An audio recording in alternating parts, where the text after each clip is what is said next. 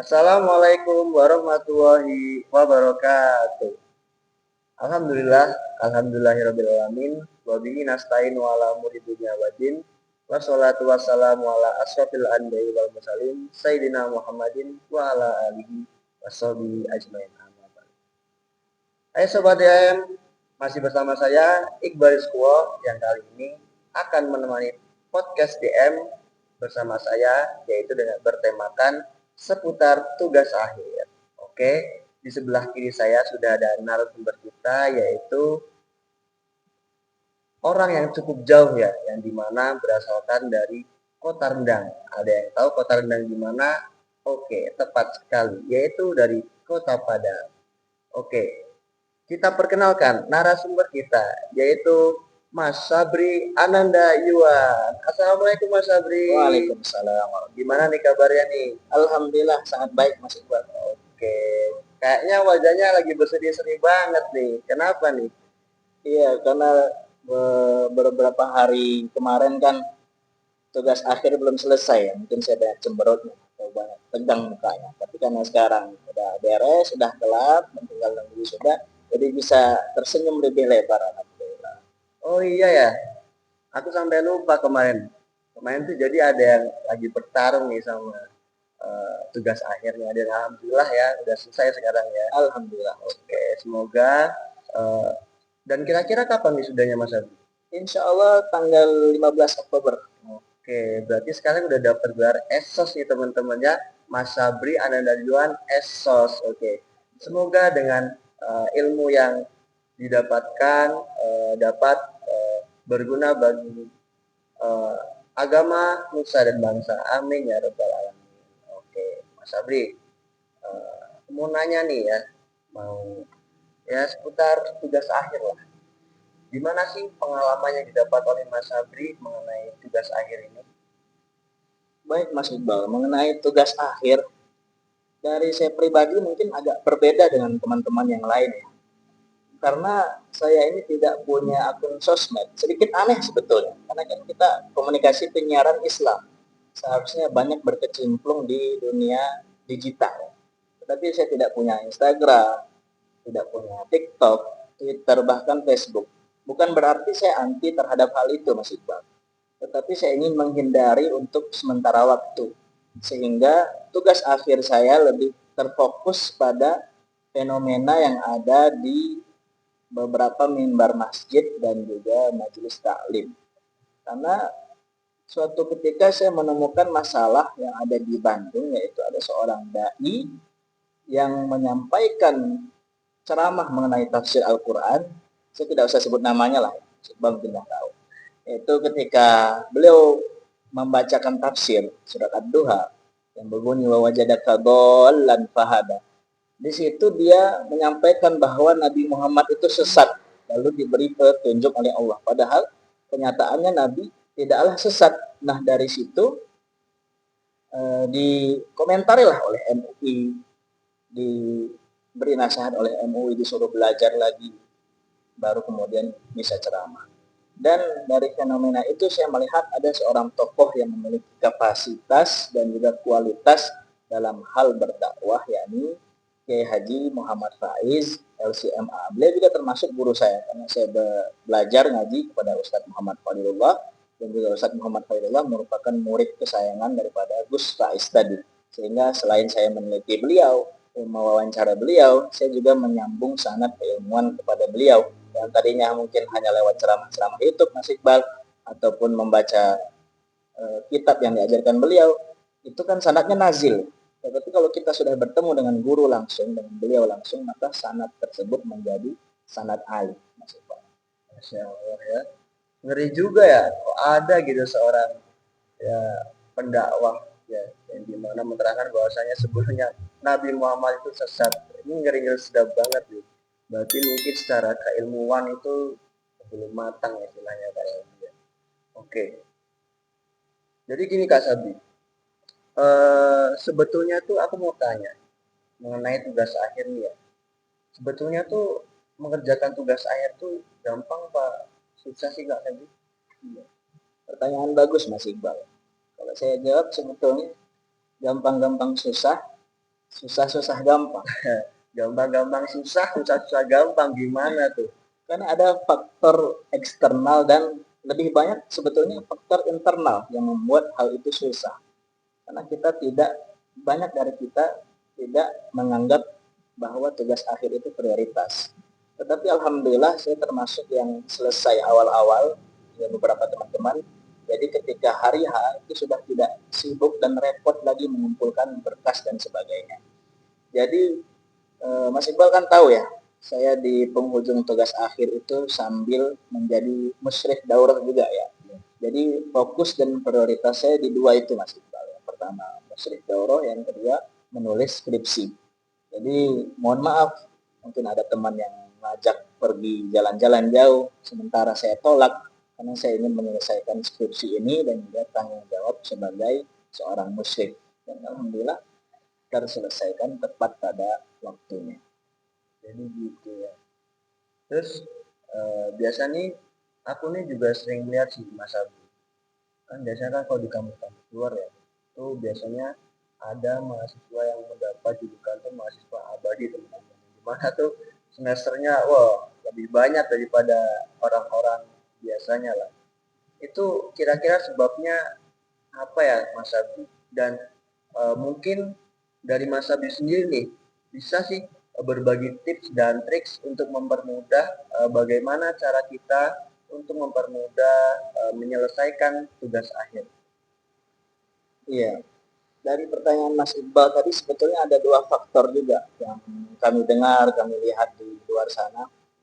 Ada yang pertama karena faktor lebih asik di dunia orasi, lebih asik berdemo, mengkritik pemerintah, itu bagus.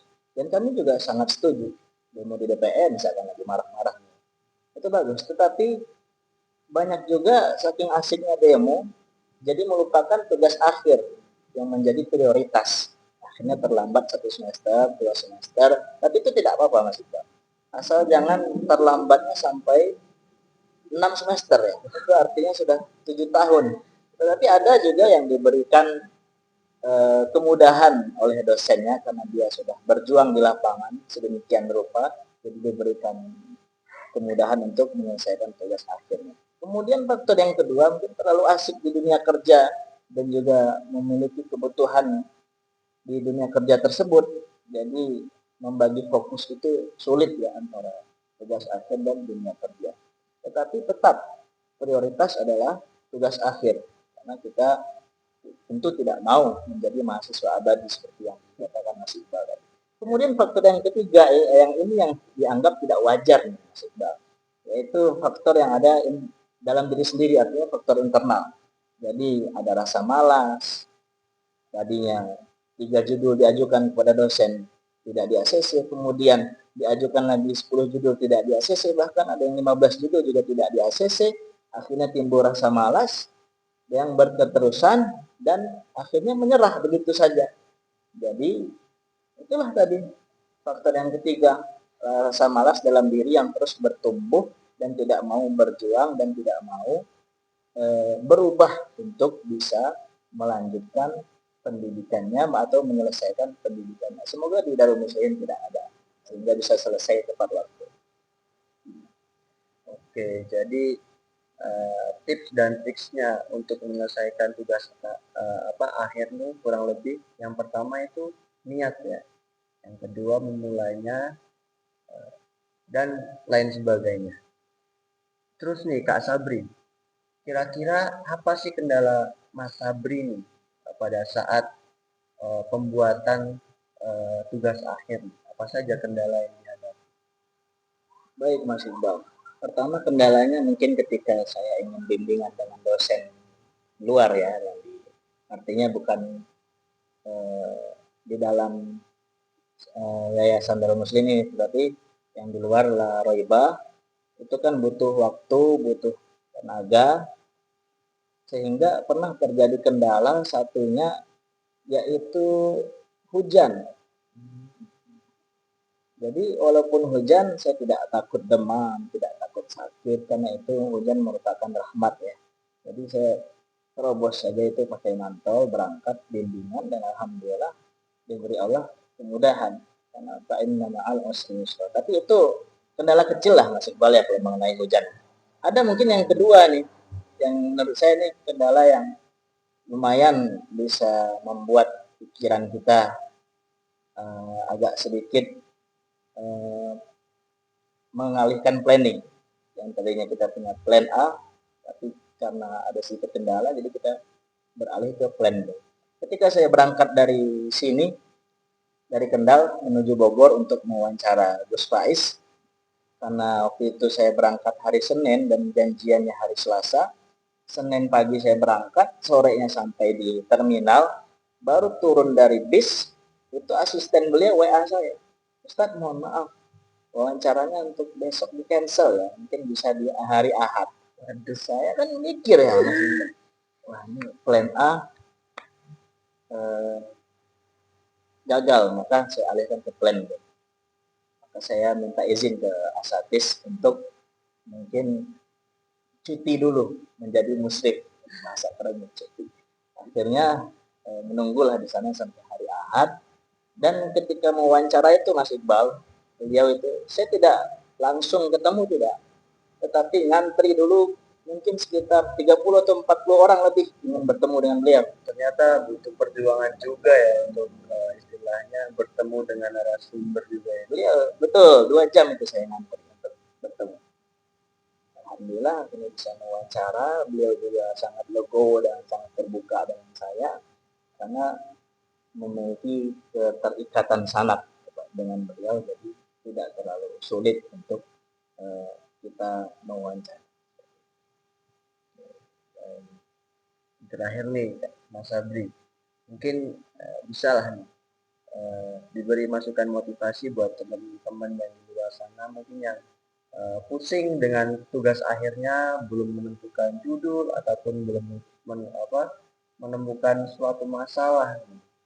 Mungkin Mas Abri ini bisa ngasihlah motivasi buat teman-teman agar lebih semangat lagi untuk menyelesaikan tugas akhir mereka. Baik Mas Iqbal, untuk motivasi ya mengenai tugas akhir, yaitu yang pertama kita harus mau memulai teman-teman. Karena kalau memikirkan saja, merenung saja, lama-lama jadinya stres. Tapi kita harus mau memulai, buka laptopnya, buka bukunya. Kalau tidak bisa di keramaian maka duduk di perpustakaan, duduk di kamar atau duduk di masjid. Karena kalau kita memulai, insya Allah kita akan bisa. Tetapi kalau tidak mau memulai, maka ya kapan bisanya seperti itu. Dari sekarang kan udah banyak media yang mendukung ya Mas Iqbal, seperti Google, ada TikTok, ada YouTube, bahkan ada ChatGPT, itu boleh teman-teman gunakan. Asal bukan untuk jadi bahan contekan itu ChatGPT. Ya, tapi untuk memodifikasi itu boleh-boleh saja. Tapi tetap poin-poin teori dan pembahasan itu yang ada di lapangan yang kita terjun langsung ke sana. Itu yang pertama, yaitu mau memulai. Yang kedua tadi, yaitu menggunakan media yang sudah canggih pada zaman sekarang, tanpa mengesampingkan yang namanya teori dan pembahasan berdasarkan fakta yang kita temukan di lapangan. Dan ada tuh yang menggunakan ChatGPT, bahkan ada, mohon maaf, ada pejabat yang tugas akhirnya copas 100% itu ya, mungkin Mas Iqbal tahu, saya bahasa buka kartu as. Akhirnya dibatalkanlah gelarnya. Kemudian yang ketiga, Mas Iqbal, ini motivasi untuk diri saya sendiri dan juga teman-teman di Fakultas Dakwah. Kita sebagai seorang dai itu, kata Gus Faiz, sebagai seorang ustadz ya, memang seorang dai berdakwah dengan semampunya.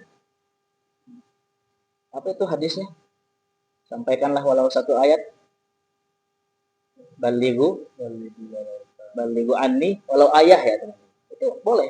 Tetapi khususon untuk dai yang berkhutbah di mimbar dan juga mengisi kajian di majelis taklim, majelis ilmu, itu harus memiliki 2 standarisasi, teman-teman semua. Yang pertama memahami ilmu nahu. Kenapa ilmu nahu? Karena dari situ kita bisa membedakan yang mana mubtada khobar, yang mana muzakkar muannas, yang mana mufrad, musanna dan jamak. Mas Iqbal sudah khatam soal itu di pesantren. Yang kedua, yang kedua yaitu usul fikih. Karena di usul fikih itu ada dalil-dalil yang berdasarkan dari Al-Quran, hadis, ijma', qiyas, istihsan, al-urf, dan lain sebagainya.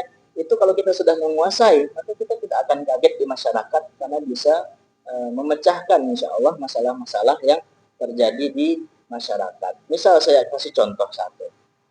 Ilmu hadis itu memberikan pengetahuan kepada kita bahwasanya di Al-Quran itu ada fi'il isim huruf. Begitu juga di dalam nas-nas dalam kitab-kitab hadis. Tetapi ilmu usul fikih itulah yang menjawab hadis itu dipakai untuk apa, supaya tidak salah arah.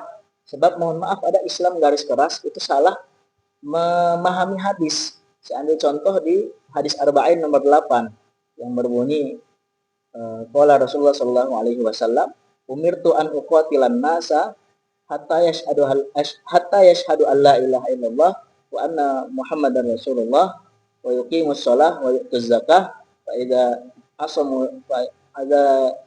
asamu minni dima'ahum wa amwalahum illa bihaqqil Islam. Nanti yang mungkin saya sedikit lupa, mungkin bisa dilihat di kitabnya, di kitab hadis Arba'in. Itu mereka salah memahami.